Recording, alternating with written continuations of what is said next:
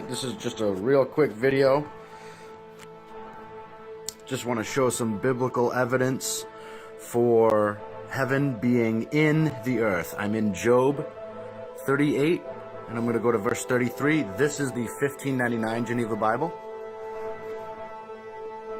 Knowest thou the course of heaven, or canst thou set the rule thereof in the earth?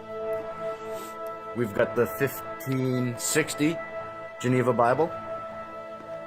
Job 38:33. Knowest thou the course of heaven, or canst thou set the rule thereof in earth? Next, we've got a regular 1679 King James.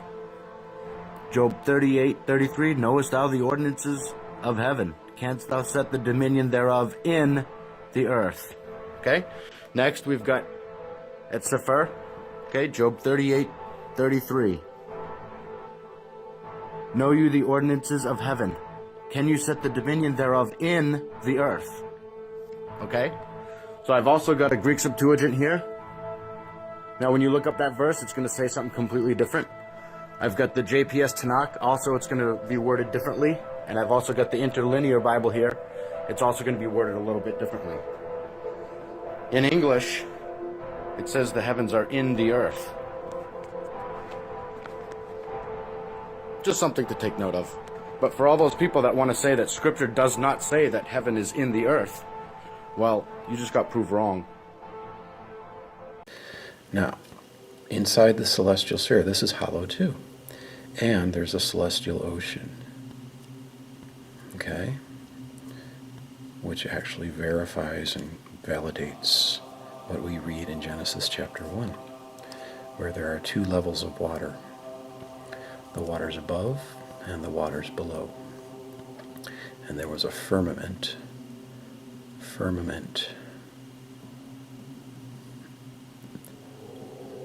which was created. This is a hard surface, and I believe it's created out of glass. Okay, this is the initial firmament. Later, after the flood, there's a secondary firmament that was created. But inside this chamber here, it's hollow, and there's sound being reverberated from the center. And what is in the center, get a straight edge here, is, well, I'll just do by hand, a octahedron, okay, which is basically two pyramids turned on each other, like that, okay? There's an octahedron in the center of heaven, which is in the center of the earth. The book of Job, chapter 38, very significant chapter. Verse 33 says that the ordinances of heaven take dominion of inside the earth. Heaven is inside the earth. Heaven is inside the earth. What's also inside the earth? Let's go back a little bit. Genesis chapter 1, okay? At the apex of this magnetically charged, magnetically powered octahedron, you know, if you got the positive side here and the negative side here, is the apex where it's generating the source of the light. This is where the light is originating from. Notice also too, there are four corners at the base of this octahedron. Okay, that is what is referred to in the Bible as the four corners of the earth. Okay, four corners of the earth. Notice also too here, there's a magnetic equilibrium.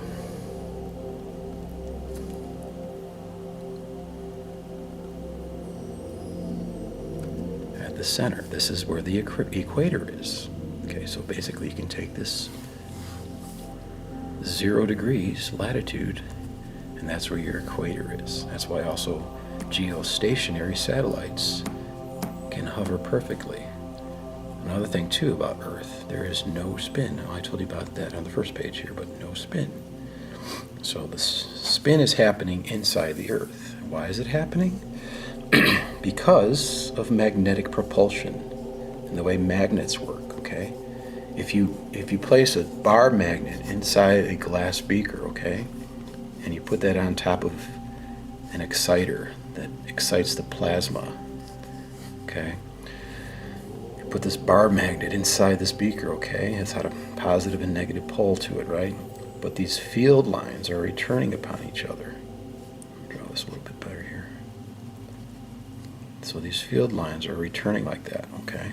So what that does basically is that it creates a spin, a lateral spin like that. Spin.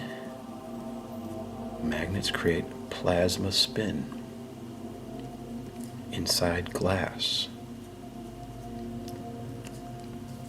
That's what's happening in the earth, okay? There's glass, firstly, in this celestial sphere, firmament, and there's glass here too in the, let me get a bigger circle here, which is roughly 62 miles high. 62 miles. Glass. That was created after the flood. Okay, let's back up a little bit, okay? In the beginning, God created the heavens and the earth was without form, which was meaning basically that earth in that instance meant land. So the land was not seen, okay? It was without form. And darkness moved over the face of the deep. Well, yeah, so there was already a spin happening, and the Spirit of God moved upon the face of the waters, okay? So, and then let there be light, okay? Then the light flicked on, okay? So the light inside the sphere is being refracted because refracted means it's being bent, okay?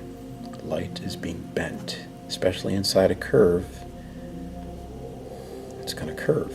Light is going to curve because of the refraction. So at the top of this apex of this pyramid, this light is bending over like that because initially it's shooting out straight, vertically, but it's bending around like that, okay? So the light and the Spirit of God is moving, okay, magnetically charged. So we're spinning already. We're spinning in this lateral motion continually. This is happening every 24 hours, okay?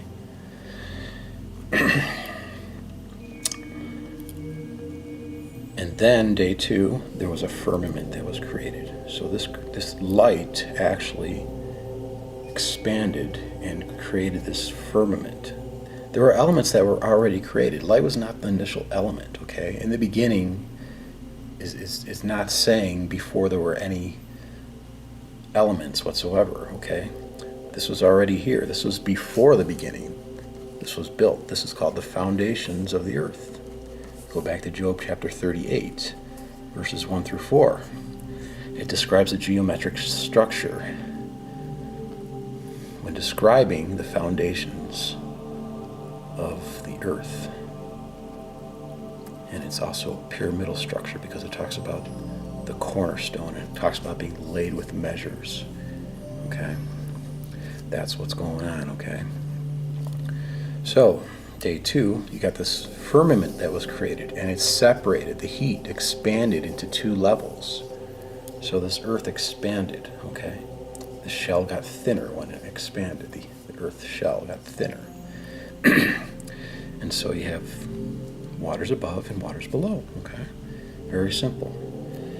So we already have light inside the inner celestial sphere, inside heaven. Now there was going to be light that was being created in the outer shell of the universe, and that was the sun, okay?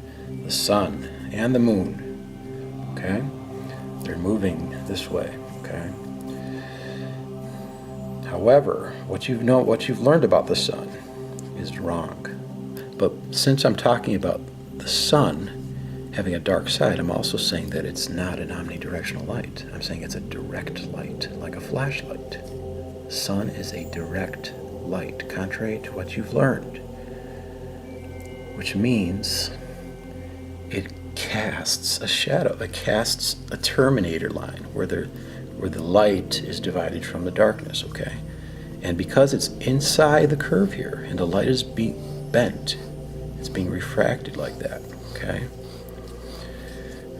It will eventually have this terminator line on the Earth, which divides the light from the darkness, okay? This is a direct light. It's very important to understand that. Now also, when the light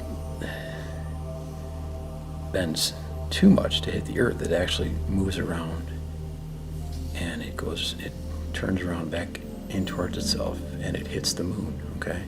That's also why this is the real explanation of lunar eclipses. It's not the shadow of the Earth that's covering the moon. It's actually, there's like a little area of light that's like a void where the sunlight cannot reach the moon. And when that moon enters in that little cone-shaped area of light, funnel-shaped area of light, the moon gets obfuscated, okay? So, you have the sun and the moon. They're moving around the inside of the Earth. The planets are there too. Earth is not a planet. Remember I told you that, right? Earth is not a planet. Planets are little spheres that orbit around the inside of the Earth. And I believe there are 7 of them because I don't think Pluto's a planet either. So that's 9 minus Earth and Pluto. So you got 7 planets that are also moving. There's an ecliptic here, okay? In Job chapter 38, it calls the ecliptic the day spring.